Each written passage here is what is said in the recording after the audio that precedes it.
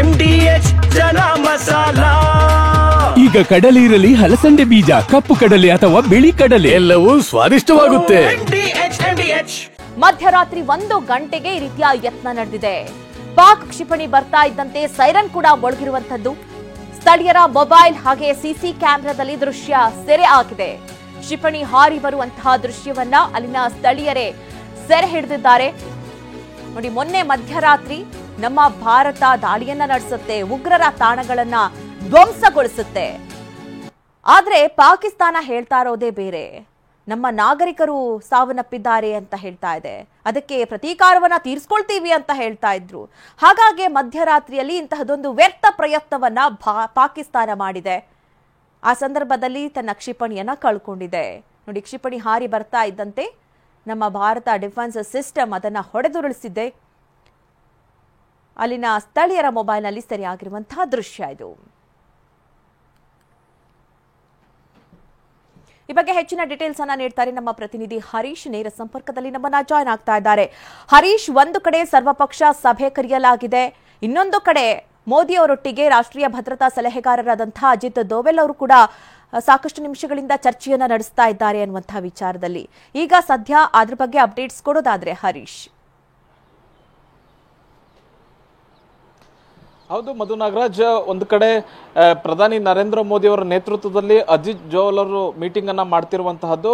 ಅಜಿತ್ ದೋವಲ್ ಅವರು ಪರಿಸ್ಥಿತಿ ಹೇಗಿದೆ, ಗಡಿಯ ಭಾಗದಲ್ಲಿ ಪರಿಸ್ಥಿತಿ ಹೇಗಿದೆ, ಮತ್ತೆ ಪಾಕಿಸ್ತಾನ ಯಾವ ರೀತಿಯಾದಂತಹ ದಾಳಿ ಮಾಡಬಹುದು, ಅದಕ್ಕೆ ಯಾವ ರೀತಿಯಾದಂತಹ ಪ್ರತಿಕ್ರಿಯೆಯನ್ನ ಭಾರತ ಕೊಡಬೇಕು, ಮತ್ತೆ ನಮ್ಮ ರಕ್ಷಣಾ ವ್ಯವಸ್ಥೆ ಹೇಗೆ ಇದೆ ಅನ್ನುವಂಥ ನಿಟ್ಟಿನಲ್ಲಿ ಸಂಪೂರ್ಣವಾದಂತಹ ಮಾಹಿತಿಯನ್ನ ಅಜಿತ್ ದೋವಲ್ ಅವರು ಪ್ರಧಾನಿ ನರೇಂದ್ರ ಮೋದಿ ಅವರಿಗೆ ವಿವರಿಸಿದ್ದಾರೆ. ಈಗ ಹೋಮ್ ಸೆಕ್ರೆಟರಿ ಗೋವಿಂದ್ ಮೋಹನ್ ಅವರು ಕೂಡ ಪ್ರಧಾನಿ ನರೇಂದ್ರ ಮೋದಿ ಅವರ ಜೊತೆ ಚರ್ಚೆಯನ್ನ ಮಾಡ್ತಾ ಇದ್ದಾರೆ.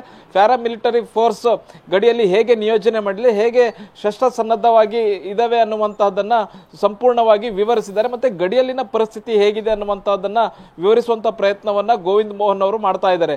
ಇಲ್ಲಿ ಮುಖ್ಯವಾಗಿ ನೋಡಬಹುದು, ಪೂಂಚ್ ಸೆಕ್ಟರ್ ನಲ್ಲಿ ಪಾಕ್ ಸೈನಿಕರು ಅಪ್ರಚೋದಿತ ದಾಳಿಯನ್ನ ಮಾಡ್ತಾ ಇದ್ದಾರೆ. ಕದನ ವಿರಾಮವನ್ನ ಪದೇ ಪದೇ ಉಲ್ಲಂಘನೆಯನ್ನ ಮಾಡ್ತಾ ಇದ್ದಾರೆ. ಕಳೆದ 14 ದಿವಸಗಳಿಂದಲೂ ಕೂಡ ಇದೇ ಪ್ರಯತ್ನ ಪಾಕಿಸ್ತಾನದ ಸೈನಿಕರಿಂದ ಆಗ್ತಾ ಇದೆ.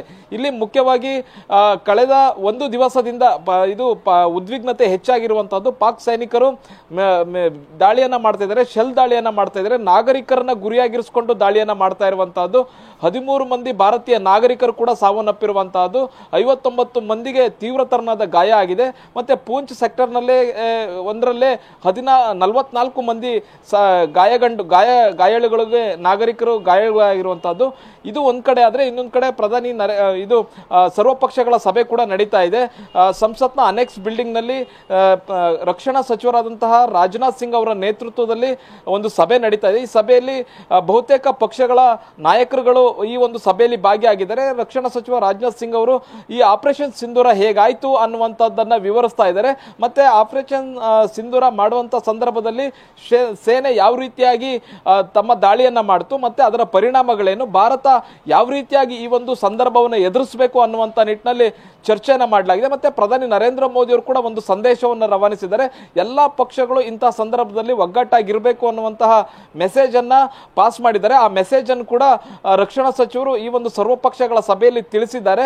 ಒಂದು ಕಡೆ ಸರ್ವಪಕ್ಷಗಳ ಸಭೆ, ಇನ್ನೊಂದು ಕಡೆ ಪ್ರಧಾನಿ ನರೇಂದ್ರ ಮೋದಿ ಅವರು ನಿರಂತರವಾಗಿ ಭದ್ರತೆಗೆ ಸಂಬಂಧಪಟ್ಟಂತೆ ಹಾಗೂ ರಕ್ಷಣಾ ವ್ಯವಸ್ಥೆಗೆ ಸಂಬಂಧಪಟ್ಟಂತೆ ನಿರಂತರವಾಗಿ ಸಮಾಲೋಚನೆಯನ್ನ ಸರಣಿ ಸಭೆಗಳ ಮೂಲಕ ಮಾಡ್ತಿದ್ದಾರೆ. ಮಧು ನಾಗರಾಜ್, ಇನ್ನು ಹರೀಶ್, ನಾವು ಗಮನಿಸ್ತಾ ಇರೋದಾದ್ರೆ ಪಾಕ್ ಪದೇ ಪದೇ ಕೆಣಕುವಂತಹ ಕೆಲಸವನ್ನ ಮಾಡ್ತಲೇ ಇದೆ. ಅಂದ್ರೆ ಶೆಲ್ ದಾಳಿಯನ್ನ ಮಾಡ್ತಾ ಇದೆ, ಈಗ ಕ್ಷಿಪಣಿ ದಾಳಿ ಕೂಡ ಮಾಡಿದೆ. ಆದ್ರೆ ಭಾರತೀಯ ಸಿಸ್ಟಮ್ ಅದನ್ನ ಹೊಡೆದುರುಳಿಸಿದೆ ಅನ್ನುವಂತಹ ವಿಚಾರದಲ್ಲಿ ಈಗ ಯಾವ ರೀತಿ ಉತ್ತರವನ್ನ ಕೊಡೋಕೆ ಭಾರತ ಸನ್ನದ್ಧವಾಗಿದೆ ಹರೀಶ್? ಹೌದು ಮಧು ನಾಗರಾಜ್, ಕಳೆದ 14 ದಿವಸಗಳಿಂದಲೂ ಕೂಡ LOC ಆದ್ಯಂತ ಅಪ್ರಚೋದಿತ ದಾಳಿಯನ್ನ ಪಾಕ್ ಸೈನಿಕರು ಮಾಡ್ತಾ ಇದ್ದಾರೆ. ಪೆಹಲ್ಗಾಮ್ ದಾಳಿಯ ಬಳಿಕ ಇದು ಜಾಸ್ತಿ ಆಗಿತ್ತು. ಮತ್ತೆ ನಿನ್ನೆಯಿಂದ ಅಂದ್ರೆ ಭಾರತ ಯಾವಾಗ ಪಾಕಿಸ್ತಾನದ ಉಗ್ರ ನೆಲೆಗಳನ್ನ ಟಾರ್ಗೆಟ್ ಮಾಡಿ ಧ್ವಂಸ ಮಾಡಿ ಬಂತು, ಆಮೇಲೆ ಪಾಕಿಸ್ತಾನವು ಕೂಡ ಪ್ರತೀಕಾರವಾಗಿ ಗುಂಡಿನ ದಾಳಿಯನ್ನ ನಡೆಸ್ತಾ ಇದೆ. ಆರ್ಟಿಲರಿ ಮೆಷಿನ್ಗಳ ಮೂಲಕ ದಾಳಿಯನ್ನ ನಡೆಸ್ತಾ ಇರುವಂತಹದ್ದು, ಮತ್ತೆ ಶೆಲ್ ದಾಳಿಯನ್ನು ಕೂಡ ನಡೆಸ್ತಾ ಇದೆ. ಇದು ಮುಖ್ಯವಾಗಿ ಭಾರತೀಯ ನಾಗರಿಕರನ್ನೇ ಗುರಿಯಾಗಿರಿಸಿಕೊಂಡು ಪಾಕಿಸ್ತಾನದ ಸೈನಿಕರು ಈ ದಾಳಿಯನ್ನ ನಡೆಸ್ತಾ ಇದ್ದಾರೆ. LOC ಆದ್ಯಂತ ಇದೇ ಪರಿಸ್ಥಿತಿ ಆಗಿರುವಂತಹದ್ದು. ಮತ್ತೆ ಪರಿಸ್ಥಿತಿ ಉದ್ವಿಗ್ನಕ್ಕೆ ತಿರುಗ್ತಾ ಇದೆ. ಮುಖ್ಯವಾಗಿ ರಾತ್ರಿ ಅಂದ್ರೆ ಇವತ್ತಿನ ರಾತ್ರಿ ಏನಿತ್ತು, ಇವತ್ತು ಒಂದು ಕ್ಷಿಪಣಿ ದಾಳಿಯನ್ನು ಕೂಡ ಪಾಕಿಸ್ತಾನದ ಸೈನಿಕರು ಮಾಡಿದ್ರು. ಆದರೆ ಭಾರತದ ಏರ್ ಡಿಫೆನ್ಸ್ ಅದನ್ನ ಹೊಡೆದು ಉರುಳಿಸಿದೆ. ಭಾರತದ ನೆಲಕ್ಕೆ ಬಂದು ಬೀಳದೆ ಇರೋ ತರ ಅದನ್ನ ಅಲ್ಲೇ ಹೊಡೆದು ಉಳಿಸಿರುವಂತಹದ್ದು. ಮತ್ತೆ ಪಾಕಿಸ್ತಾನ ಪದೇ ಪದೇ ಇಂತಹ ಪ್ರಯತ್ನವನ್ನ ಮಾಡ್ತಾ ಇದೆ. ಹೇಗಾದ್ರೂ ಮಾಡಿ ಪ್ರತಿಕಾರವನ್ನ ಭಾರತದ ವಿರುದ್ಧ ತೀರಿಸಿಕೊಳ್ಬೇಕು ಅನ್ನುವಂತ ನಿಟ್ಟಿನಲ್ಲಿ ನಾನಾ ವ್ಯರ್ಥ ಪ್ರಯತ್ನಗಳನ್ನ ಭಾರತ ಈಗ ಮಾಡ್ತಾ ಇರುವಂತಹದ್ದು. ಆದ್ರೆ ಪೂಂಚ್ ಸೆಕ್ಟರ್ ನಲ್ಲಿ ಭಾರತದ ನಾಗರಿಕರ ಮೇಲೆ ದಾಳಿ ಆಗ್ತಾ ಇದೆ. ಮತ್ತೆ ಇದನ್ನ ವಿಶ್ವದ ವೇದಿಕೆಯಲ್ಲಿ ಭಾರತ ಚರ್ಚೆಗೂ ಕೂಡ ಇದನ್ನ ಮಾಡ್ತಾ ಇರುವಂತಹದ್ದು. ಪಾಕ್ನ ಸೈನಿಕರು ಭಾರತದ ನಾಗರಿಕರ ಮೇಲೆ ದಾಳಿಯನ್ನು ನಡೆಸ್ತಾ ಇರುವಂತಹದ್ದು ಖಂಡನೀಯ ಅನ್ನುವಂಥದ್ದನ್ನ ವಿದೇಶಾಂಗ ಸಚಿವಾಲಯ ಕೂಡ ಈಗ ಹೇಳಿರುವಂತಹದ್ದು. ಮುಖ್ಯವಾಗಿ ಪಾಕಿಸ್ತಾನ ಭಾರತದ ವಿರುದ್ಧ ಸೇಡನ್ನು ತೀರಿಸಿಕೊಳ್ಳಲೇಬೇಕು, ಪ್ರತಿಕಾರವನ್ನು ತೀರಿಸಿಕೊಳ್ಳಲೇಬೇಕು ಅನ್ನುವಂಥ ನಿಟ್ಟಿನಲ್ಲಿ ಪ್ರಯತ್ನವನ್ನು ಮಾಡ್ತಿದೆ. ಪಾಕಿಸ್ತಾನ ಪ್ರಧಾನಿ ಶರೀಫ್ ಕೂಡ ಇದನ್ನೇ ಹೇಳಿದ್ರು.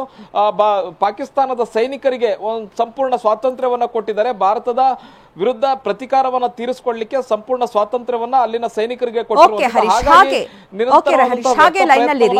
ಮತ್ತೆ ನಿಮ್ಮನ್ನ ಸಂಪರ್ಕಿಸ್ತೀವಿ. ಯಾಕೆ ಈಗ ಬಂತ ಸ್ವಾದ? ಖಂಡಿತ ಈಗ ಬಂತು ಅಸಲಿ ಸ್ವಾದ. MDH chunky chaat masala life ಅಲ್ಲಿ ಅಸಲಿ ಸ್ವಾದ ತರುತ್ತೆ. ಅಸಲಿ ಮಸಾಲ, MDH